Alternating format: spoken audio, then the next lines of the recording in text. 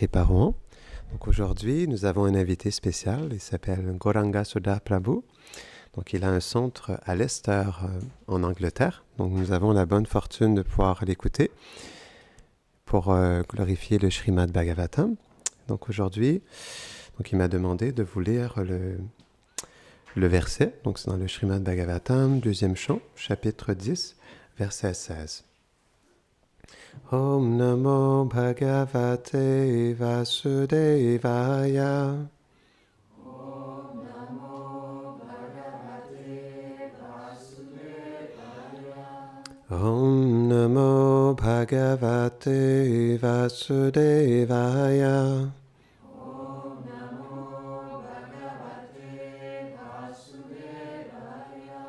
Om Namo Bhagavate Vasudevaya. Om Namo Bhagavate Vasudevaya.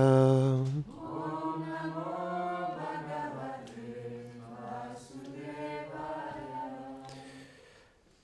Anuprananti yam prana, pranantam sarvajantushu, apanantam apananti, naradevamivanugaha. Traduction. Tout comme la cour suit les mouvements du roi, tous les êtres distincts s'animent lorsque l'énergie totale entre en action, et lorsque celle-ci cesse d'agir. Alors cesse également l'activité sensorielle de tous les êtres distincts. Teneur et portée. Les êtres distincts dépendent tout entier de l'énergie totale du Purush suprême. Nul ne saurait exister en une parfaite indépendance, de même qu'une ampoule électrique ne possède par elle-même aucune luminosité. Tout appareil électrique dépend entièrement du générateur principal. Celui-ci dépend à son tour d'une centrale hydroélectrique. L'eau provient des nuages. Les nuages sont formés par l'action du soleil. Le soleil fait partie de la création entière, et la création, elle, dépend de la volonté du Seigneur suprême. Ainsi, Dieu, la personne suprême, est-il la cause de toutes les causes. Jai. Je me sens très privilégié de parler ici. Vous avez un temple merveilleux et des dévots merveilleux, je peux le voir sur la vidéo. Et ce n'est pas différent de ce que nous avons ici à Leicester. Même vous avez le même harmonium, j'ai vu.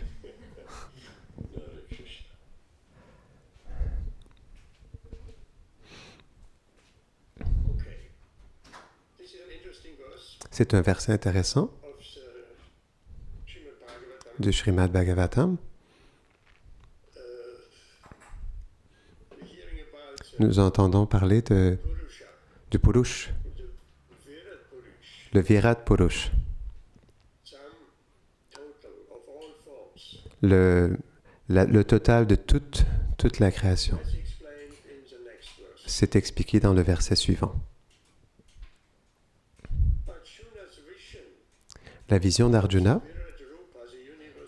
de la forme universelle, le Virat Rupa, est la même chose. Dans le verset suivant, Srila Prabhupada le compare. Il compare le Virat Purusha avec le développement des êtres vivants dans la création. Mais le point majeur que Srila Prabhupada fait est que nous sommes tellement dépendants. Il explique dans sa teneur et portée. Il parle du soleil et de la pluie et nous ne sommes jamais indépendants. Et cela est notre erreur originelle, que nous voulons être indépendants. Nous voulons nous divertir indépendamment. Nous voulons être le Purusha, le contrôleur suprême, et le bénéficiaire suprême. Nous sommes rebelles. J'aime donner l'exemple lorsque Une personne jeune a terminé son éducation et il va à l'université et il est heureux d'être un peu plus loin sans la vue de ses parents. Et ensuite, les jeunes deviennent très fous, au moins pour un certain moment, parce que maintenant ils peuvent jouir sans les parents qui regardent par-dessus leurs épaules. C'est la même avec nous. Nous voulons nous divertir sans que Krishna regarde par-dessus notre épaule.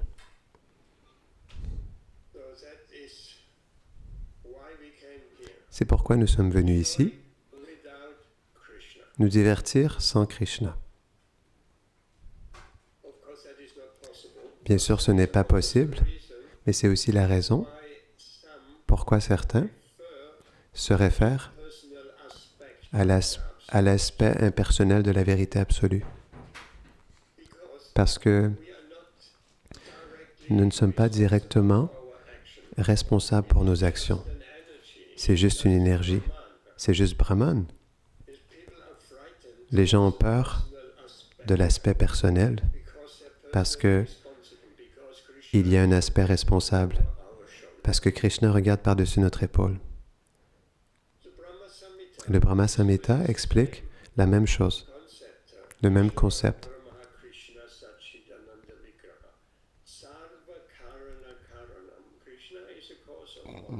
Krishna est la cause de toutes les causes. La question que nous pourrions nous poser, comment pouvons-nous devenir dépendants envers Krishna à nouveau? Comment pouvons-nous abandonner notre mentalité indépendante? Je suis venu, j'ai trouvé une citation très intéressante de Srila Prabhupada que j'aimerais vous lire.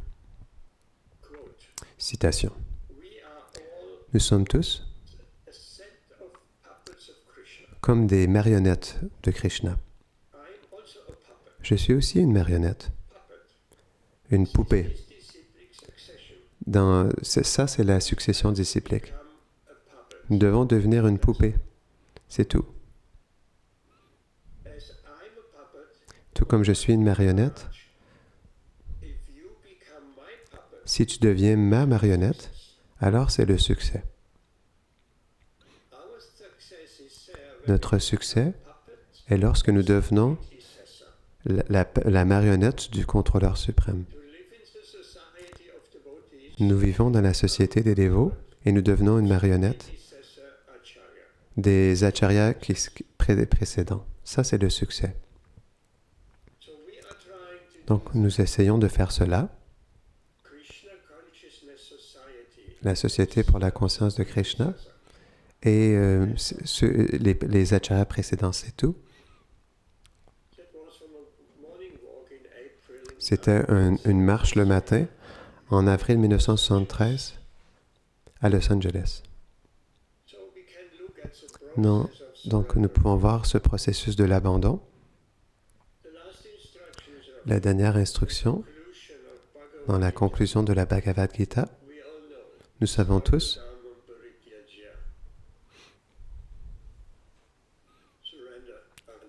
l'abandon envers Krishna. Il y a un exemple qui pourrait être donné, et ce qui était aussi très connu, et Srila Prabhupada donne cet exemple. Un jour, les mains et les jambes voulaient être indépendants. Et ils sont discutés entre eux. Pourquoi est-ce que nous devrions toujours servir l'estomac?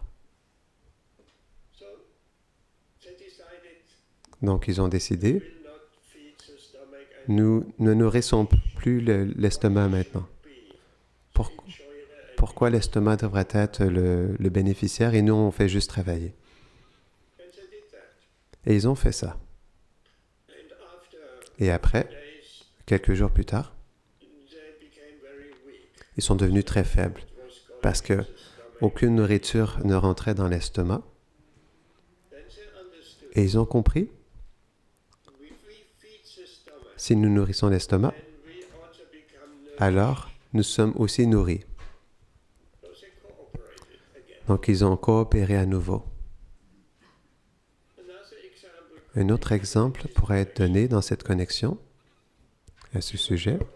Srila Prabhupada, il explique que le soleil, le fils quitte la maison de son père riche pour devenir indépendant. Et il se promène dans la rue. Et à cause d'une bonne fortune, quelqu'un le connecte à nouveau au père. Donc en connexion à nouveau pour qu'il puisse pouvoir avoir accès à la propriété de son père. Et un autre exemple est donné.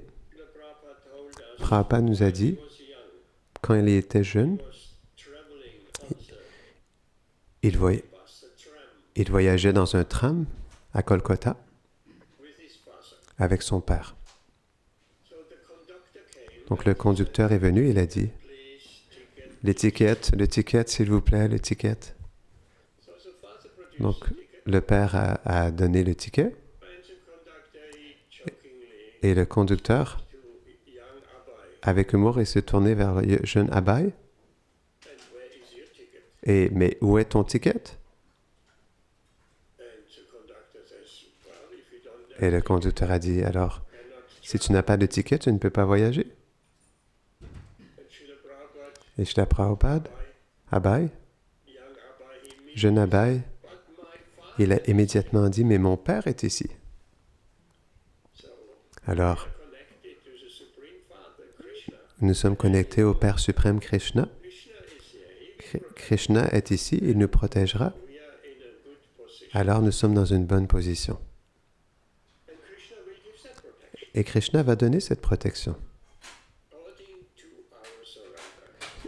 en accord avec notre abandon. Nous connaissons bien le verset Yayatamam prapadyante. Tout comme vous vous abandonnez à moi, je réciproque de la même manière. Alors, cela dépend de notre abandon. Comment Krishna va réciproquer avec nous? Une question pourrait être posée encore. Comment pouvons-nous nous abandonner? Krishna donne un indice dans la Bhagavad Gita aussi. Généralement, la Bhagavad Gita, chapitre 18, verset 66, Sarvadharman Parityaja, est considéré comme le verset le plus important de la Bhagavad Gita. Mais il y a aussi un verset qui est d'importance égale, peut-être même plus important encore. Le verset avant, Manmana Bhavamad Bhakto. Un verset très très important. Donc ici, Krishna donne un indice un peu, comment s'abandonner à lui, en pensant toujours à lui.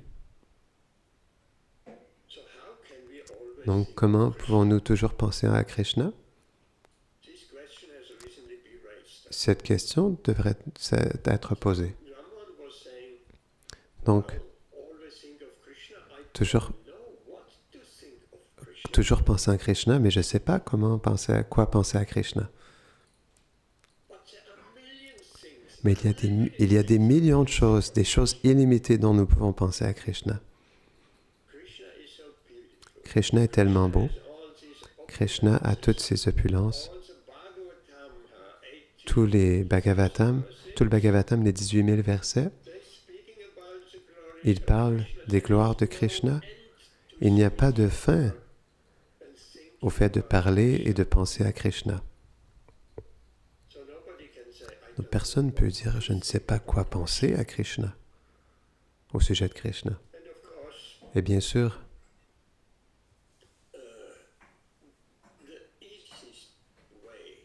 Il y a une manière pour nous connecter avec Krishna. La meilleure manière est de chanter le Hare Krishna Maha Mantra. Et pas seulement chanter.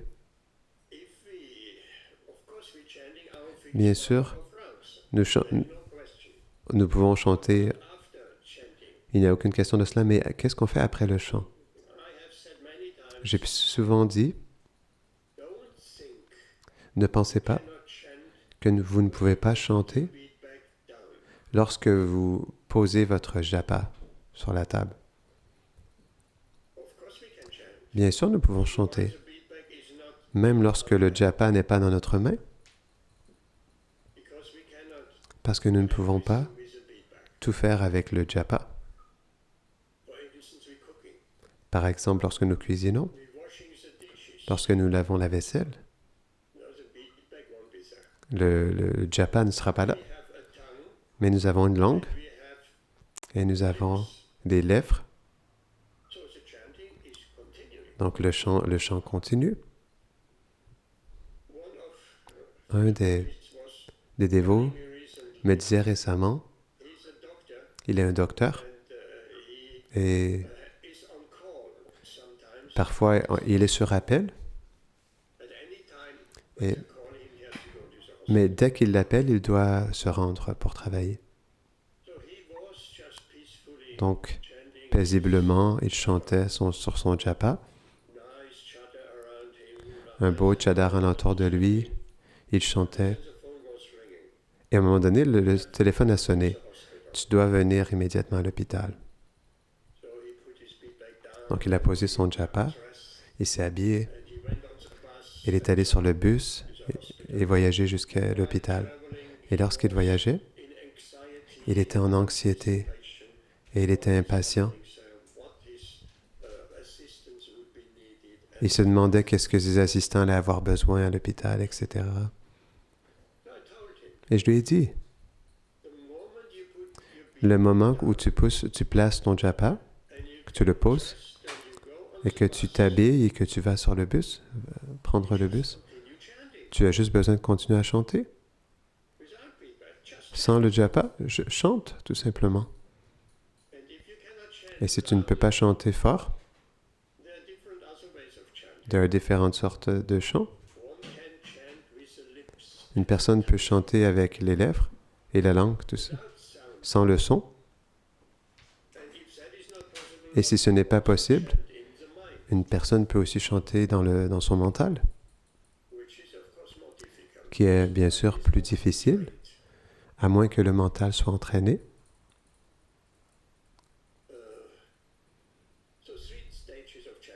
Donc 3 stages de chant, fort comme c'est recommandé. Ensuite, dans d'autres circonstances, chanter juste avec les lèvres. Ce chant avec les lèvres est mentionné dans le Jaiva Dharma. Chanter juste avec les lèvres. Parce que lorsque les lèvres bougent et que la langue bouge, la concentration sur le Saint-Nom est presque le même que si vous l'écoutez dans vos oreilles. Parce que nous l'entendons en interne. Le chant avec le mental est plus difficile parce que le mental veut aller ici et là. Mais avec pratique, même cela peut être fait. Donc, selon les circonstances, continuez à chanter. Et Srila Prabhupada, plusieurs fois, à travers ses écritures, il parle du chant continu. C'est un concept très intéressant, le chant continu. En réalité, nous devons chanter continuellement. Comment est-ce possible? Oui, c'est possible. Que ce soit fort, ou avec les lèvres, ou dans le mental. Le chant peut bouger de fort aux lèvres, au mental et ensuite au chant avec les lèvres. Mais si nous chantons 24 heures par jour, bien sûr, on doit chanter nos tours prescrits. Alors nous sommes constamment connectés avec Krishna. Parce que comme nous savons, Krishna et son Saint-Nom sont noms différents. Mais tout de même, nous ne comprenons pas. Le Seigneur Chaitanya est venu pour nous enseigner le ABC, tout comme un professeur qui prend la main de l'étudiant et qui l'enseigne comment écrire ABC.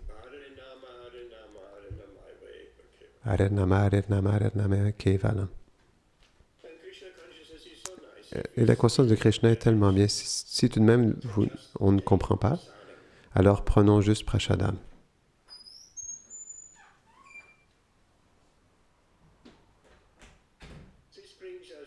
Ça nous amène au sujet de l'humilité. Sans l'humilité, même la connaissance n'est pas possible. Trinadapi sunichena. Ce n'est pas possible de chanter continuellement sans ce Trinadapi sunichena. Le mental ne permettra pas. Tout comme le Seigneur Chaitanya a dit, dans cet état du mental, l'humilité, la tolérance, donner du respect à tous sans attendre du respect en retour.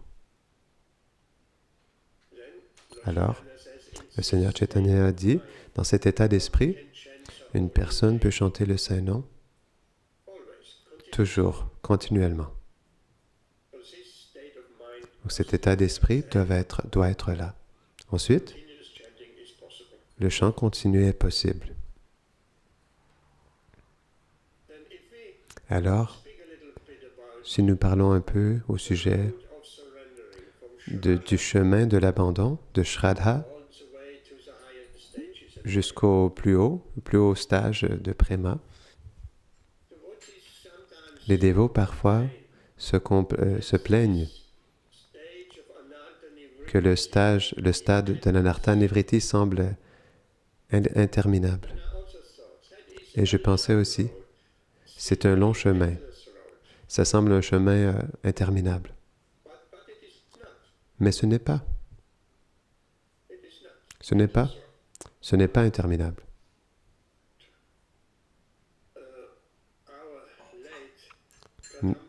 Notre Kadamba Kanana Swami a fait un commentaire très intéressant lorsque nous arrivons au stade,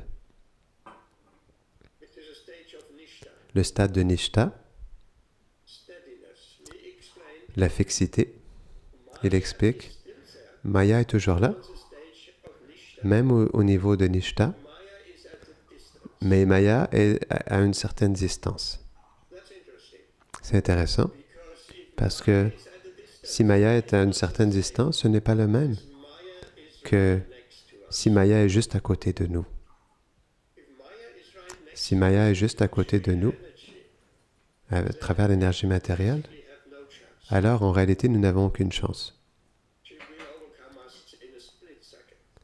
Nous serons influencés par la concupiscence en un quart de seconde. Mais si Maya est à une certaine distance, nous pouvons la voir venir. Et nous pouvons nous préparer. Tout comme Krishna dit dans la Bhagavad Gita, la tortue entre ses membres dans sa coquille, dans sa carapace. Donc si Maya est à une certaine distance et que nous entrons les sens à l'intérieur de nous,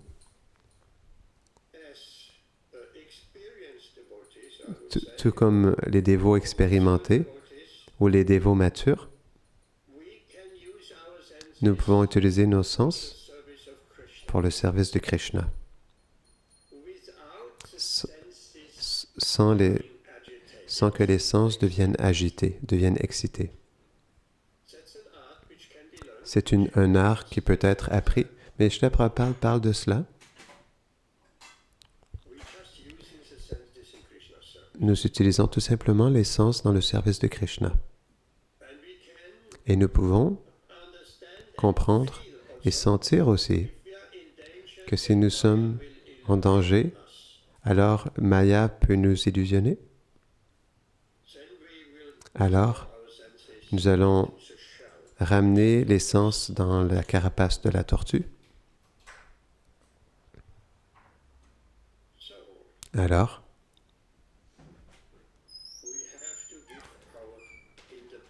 nous devons lâcher prise sur notre indépendance. J'aimerais faire un point final et aussi, si possible, s'il y a des questions. Dans les enseignements du Seigneur Chaitanya, chapitre 13, qui s'appelle Attachement. Attachement. Le service de dévotion spontanée est mentionné. Et c'est décrit d'une manière vraiment merveilleuse. Srila Prabhupada explique que ce service spontané qui est au-delà de Vaidhi Bhakti, la dévotion avec les règles, ça, c'est le réel service de dévotion. Bien sûr, nous devons passer à travers la Vaidhi Bhakti pour contrôler nos sens, notre mental, nos passions.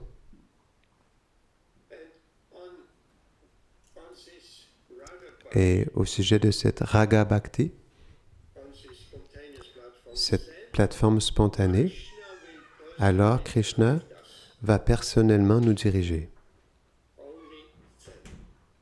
Seulement à ce moment-là, en tant que le Chaitya Guru à l'intérieur du cœur.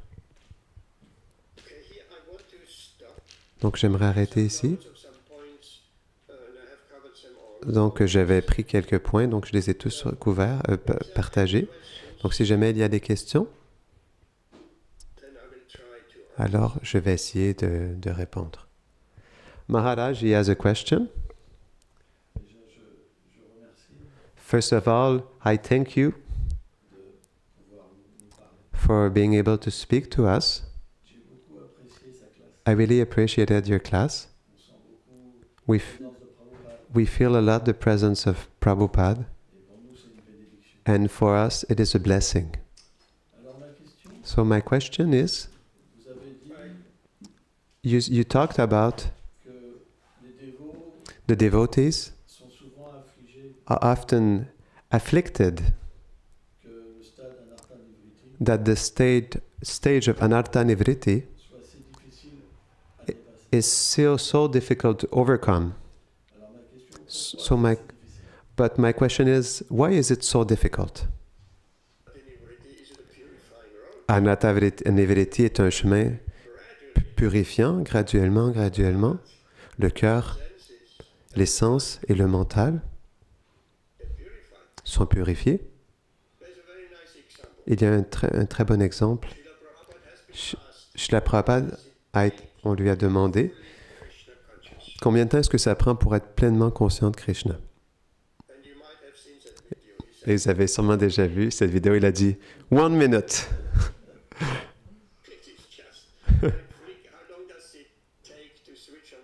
Donc c'est tout comme combien de temps ça prend pour allumer la lumière. Mais en général, ça prend plus de temps. Donc combien de temps? Srila Prabhupada a parlé à ses jeunes disciples. Vous êtes tous des jeunes hommes et on s'attend à ce que vous viviez encore 50 ans, encore. Et ensuite, il a dit quelque chose de très intéressant et pertinent.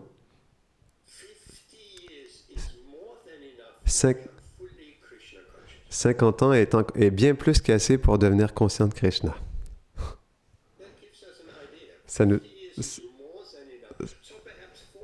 Donc, ça nous donne une indication. 50 ans est bien plus qu'assez, donc peut-être 40 ans. Ça prend un certain temps. Mais qu'est-ce que 40 ans? On a été des billions, des milliards de vies dans ce monde matériel. Donc 40 ans est rien. Et il y a une autre belle histoire. Je sais que nous dépassons le temps. Il y avait un dévot. Il chantait dans le corridor à côté de la chambre de Srila Prabhupada. Et Srila Prabhupada, il chantait aussi dans sa chambre. Et Hare Krishna, Hare Krishna. Donc les dévots, ils ont soudainement senti le désir de frapper à la porte de Srila Prabhupada et lui demander si est-ce que je pourrais aussi devenir un pur dévot en un jour. Donc il a frappé à la porte et immédiatement il a regretté parce qu'il s'est dit mais pourquoi je perturbe Srila Prabhupada. Peut-être qu'il n'a pas entendu, mais la voix de Srila Prabhupada s'est venue, oui. Donc il est entré. Il est entré dans comme un petit moustique, dans un coin de la chambre. Et rien s'est passé. Srila Prabhupada a continué à chanter Hare Krishna. Donc il est devenu un peu préoccupé, ce dévot. Alors, Srila Prabhupada a arrêté. Et il a dit, alors, donc le dévot a dit, oh Srila Prabhupada, ça fait un certain temps que je chante Hare Krishna et je voulais savoir, donc tu es un pur dévot? Et je me disais, pourquoi est-ce que je ne pourrais pas devenir un pur dévot aussi, moi? Et Srila Prabhupada a continué à chanter Hare Krishna, Hare Krishna. Et le dévot est devenu encore plus préoccupé.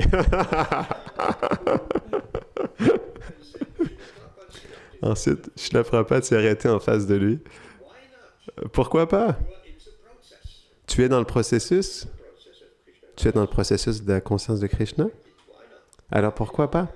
Pourquoi tu ne pourrais pas devenir un pur dévot? Tu es dans le processus? Donc il a continué à chanter, ensuite il a arrêté, il a dit, mais ça pourrait prendre un certain temps. Donc ça c'est une indication claire que oui, c'est possible, mais ça prendra un certain temps. Mais il y a une finalité à ça. L'énergie illusoire, elle diminue, elle diminue, elle diminue. En proportion, lorsque nous donnons Krishna, et si continuellement, ou autant que possible, nous chantons, alors ça nous met bel et bien sur le chemin. Et Anartha Nivriti ne sera pas difficile, ne sera plus difficile à présent. Ok. Il disait, j'ai beaucoup apprécié voir les dévots. Si tu peux m'envoyer. Ah, on the camera. Ok, I see, yes. Il veut juste voir les dévots avant que.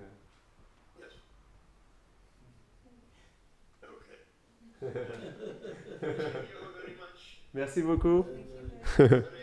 Thank you so much, Prabhuji. Hare Krishna. Thank you. Jai.